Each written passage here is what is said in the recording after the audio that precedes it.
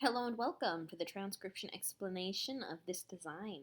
This design actually had a fun little challenge in it because my commissioner asked if I could make a repeating pattern of 9 or like three threes, which I think I did. There's 1, 2, 3, 1, 2, 3, 1, 2, 3 lines, and they're all kind of like in the stair-step repeating pattern. And I'm really proud I was able to make this happen because you don't have your choice in the number of lines and dots. You have to manipulate the lines and dots and other elements based on what letters are present. So when I go through this and explain how to read this design, hopefully you can appreciate that little pattern even more. So this script, you start reading it at the bottom and then going counterclockwise, like a time traveler going back in time, which means our first word is this one at the bottom here. And our first letter of this first word is right here.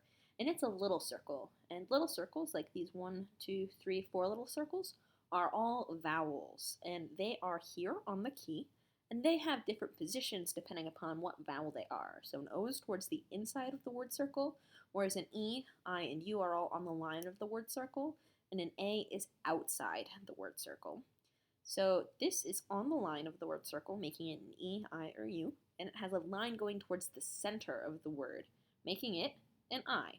So this first letter is I. Then we continue around the word circle, and we see these two little lines ending on the word circle. And lines that end on a word circle could be line modifiers from a letter, or they could be punctuation marks. And I don't actually have punctuation written on this pocket guide because this is more for base words and stuff. But we can follow these lines and see if they end on a letter, and they do not. So these two parallel lines make it an apostrophe, which an apostrophe is 2 lines, a quotation mark is 1 line, and a hyphen is 3 lines. So these 2 lines are the apostrophe.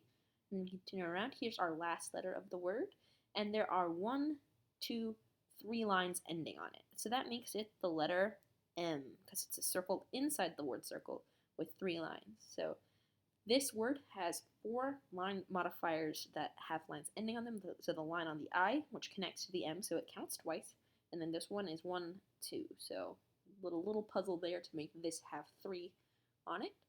And then our next word here is a very simple word. There's no letter stems. There's none of these.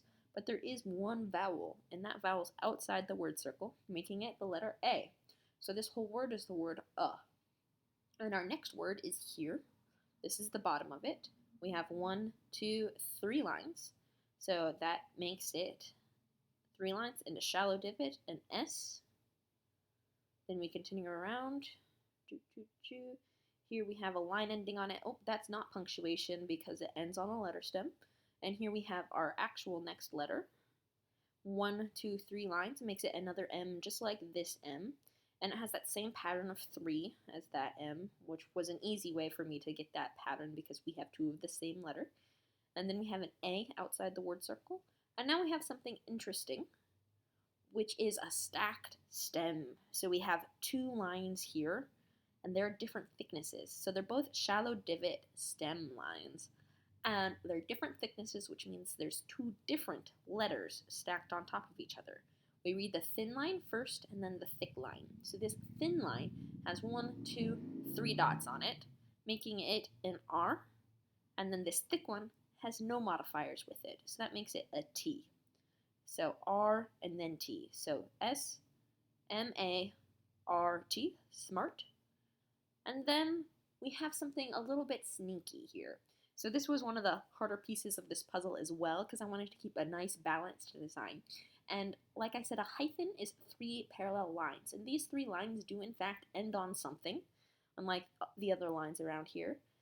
They end on a line going around this word. And because this is a linear design, we don't have a true semicircle. Probably one of the closest things to that is this around here, which is just decorative. Again, doesn't end on anything. But this 3 lines means it's a hyphen, and it's going around the word smart. So it's a hyphen after the word smart. And then we have our next word, so smart hyphen, and then our next word. This line connects up to a stem, so it is a stem modifier, not punctuation. And then we have an A outside the word circle, just like that A and that A. And then we have another double line, and these 2 lines are the same thickness, which means it's the same letter twice. And that means we add up all the modifiers on both of these, and it all counts towards the same double letter. So there are 1, 2, 3 lines making it a double S. So we don't need to have 6 lines because we know it's the same letter twice because they're stacked. So S, S. So 1, 2, 3 lines on the double S. So ass. So I'm a smart hyphen ass. And this hyphen is the hardest thing to notice in this design because it's not directly connected to any of the words. If I were to have connected it, it would have to be here or here, right at the very bottom of ass, or at the end of smart. And I didn't want to put it here because it was already too crowded in this area, and I didn't want to put it here because, again, already too crowded. I wanted to put it here, so I had to make a little sentence circle for it to attach to.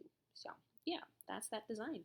And I really hope you understand a little bit of how to read it, so that way you can, with confidence, know that you are indeed a smartass. So yeah, I apostrophe M A S NARTASS. So yeah, that's that design. I hope you like it. I'm really proud of how it turned out. Bye.